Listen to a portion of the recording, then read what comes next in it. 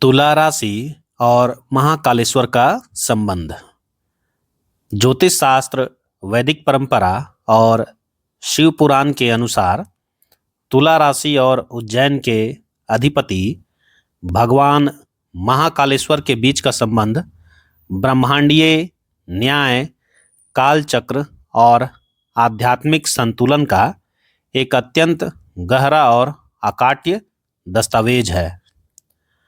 नवग्रहों और राशि चक्र की व्यवस्था में प्रत्येक राशि किसी न किसी दिव्य ऊर्जा केंद्र या ज्योतिर्लिंग से स्पंदित होती है। तुला राशि, जिसका प्रतीक चिन्ह तराजू है, उसका सीधा तादात्म्य काल के अधिपति और सृष्टि के महान्यायाधीश भगवान महाकाल से बैठता है। यह संबंध केवल धार्मिक आस्था का विषय नहीं है, बल्कि इसके पीछे गहरा ज्योतिषीय और दार्शनिक आधार है। अब इसमें कौन कौन सा आधार है, आइए हम लोग इस पर विश्लेषण करते हैं। सबसे पहला है वैचारिक और दार्शनिक संबंध। तुला राशि और महाकालेश्वर के बीच में वैचारिक और दार्शनिक संबंध है, न्याय और संतुलन का मिलन। तुला राशि चक्र की 7वीं राशि है। इसका नैसर्गिक गुण संसार में संतुलन और न्याय स्थापित करना है। तुला राशि का प्रतीक तराजू है, जिसका काम दो पलड़ों को बराबर रखना है, जो निष्पक्षता का सूचक है।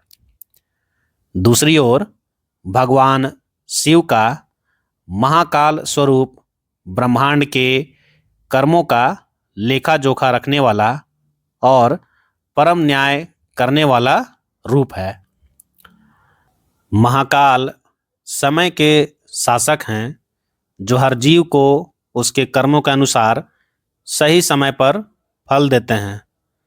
तुला राशि का स्वामी शुक्र होने के कारण यह राशि सांसारिक आकर्षण, सुंदरता और संबंधों की ओर आकर्षित होती है।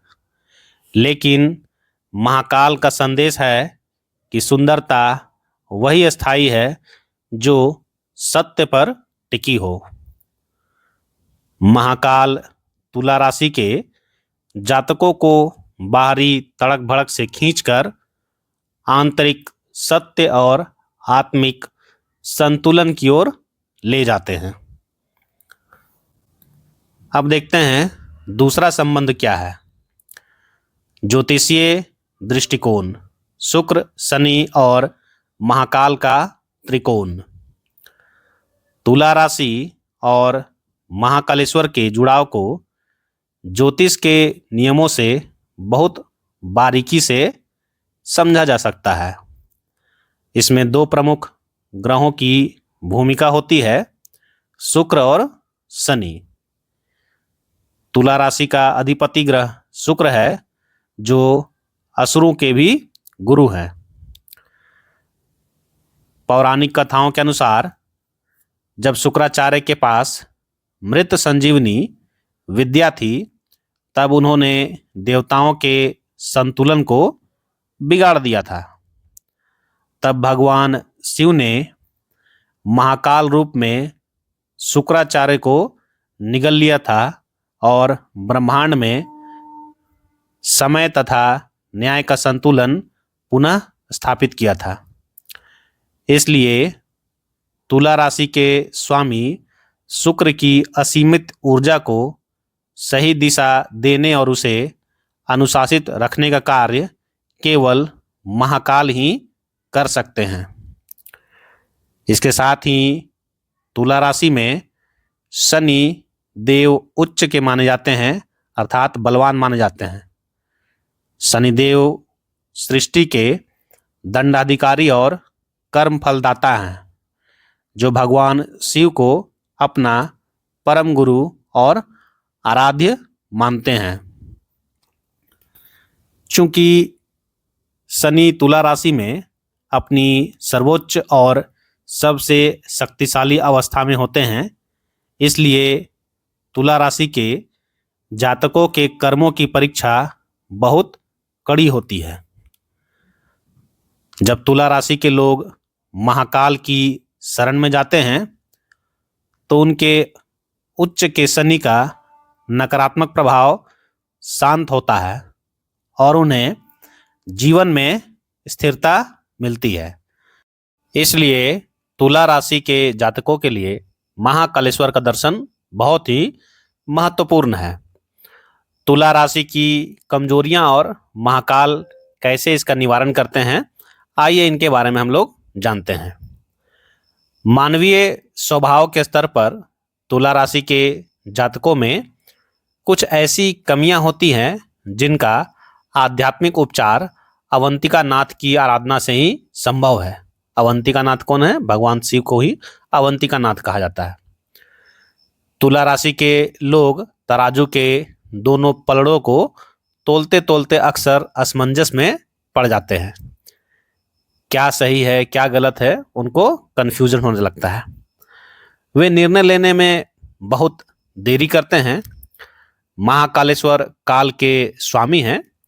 उनकी पूजा से तुला राशि वालों को यह ज्ञान मिलता है कि सही समय पर लिया गया निर्णय ही जीवन को गति दे सकता है। इससे उनकी मानसिक दुविधा समाप्त होती है। ध्यान दीजिएगा, तुला राशि के लोग थोड़ा सा कंफ्यूजन में होते हैं। इसके अलावा तुला राशि शांतिप्रिय होती है और सामंजस्य बनाए रखने के लिए अक्सर गलत चीजों से भी समझौता कर लेती है।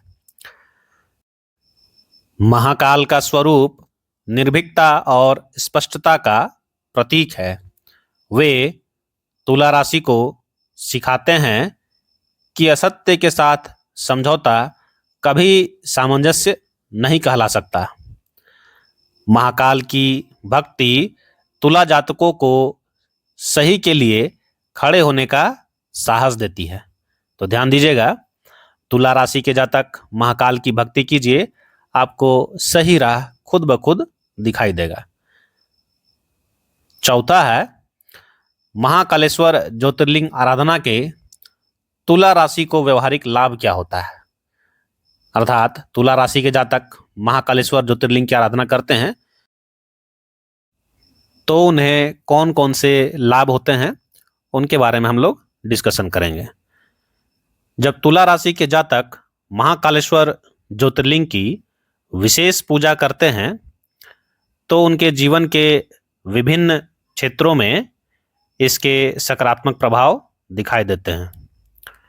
मानसिक एवं बौद्धिक स्तर पर उनकी दुविधा का नाश होता है, जिससे मानसिक स्पष्टता और सटीक निर्णय लेने की क्षमता आती है।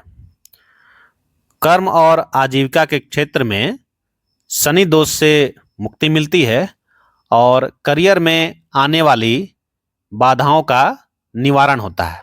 तो ध्यान दीजिएगा, इसमें मुख्य रूप से शनि दोष से मुक्ति मिलती है आपको।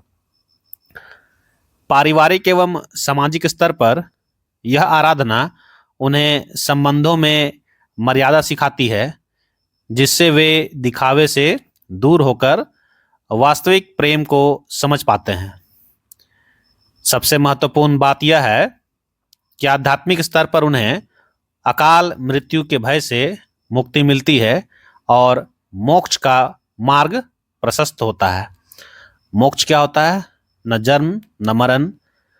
आपका न जन्म होगा न मरण होगा, आप दोबारा जन्म नहीं ले सकते हैं, इसी को मोक्ष बोलते हैं। तुला राशि के लिए सरल साधना मार्ग क्या है, ये बहुत इंपॉर्टेंट है। मार्ग देखिए, ध्यान से देखिएगा। यदि कोई तुला राशि का जातक महाकाल की ऊर्जा से जुड़ना चाहता है तो उसे अपनी जीवन शैली में कुछ छोटे बदलाव करने चाहिए। सबसे पहले उन्हें समय का सम्मान करना सीखना चाहिए, क्योंकि महाकाल समय स्वरूप हैं।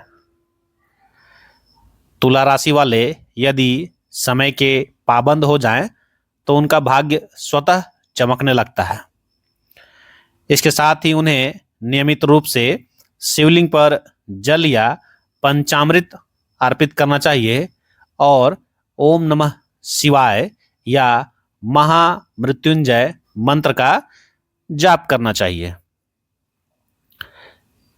अपने उच्च के शनि को और अनुकूल बनाने के लिए रविवार के दिन असहाय लोगों की मदद और दान करना भी उनके लिए विशेष फलदायी होता है। तो ध्यान दीजिएगा, शनिवार के दिन जो असहाय लोग रहते हैं या जो गरीब रहते हैं उनको दान कीजिए, कपड़े दीजिए, खाना वगैरह खिलाइए। ठीक है, आपके लिए विशेष फलदायी होगा। निष्कर्ष के रूप में कहा जा सकता है कि तुला राशि और महाकालेश्वर का संबंध केवल ग्रहों के गणित तक सीमित नहीं है, बल्कि यह आत्मा और परमात्मा के संतुलन का विज्ञान है। तुला राशि जीवन को सुंदर बनाना चाहती है और महाकाल उसे सिखाते हैं कि बिना सत्य और नियम के कोई भी सुंदरता टिक नहीं सकती। इसलिए तुला राशि के जातकों के लिए महाकालेश्वर के चरणों में समर्पित होना अपने जीवन के तराजू को बिल्कुल सटीक और पवित्र बनाने के समान है।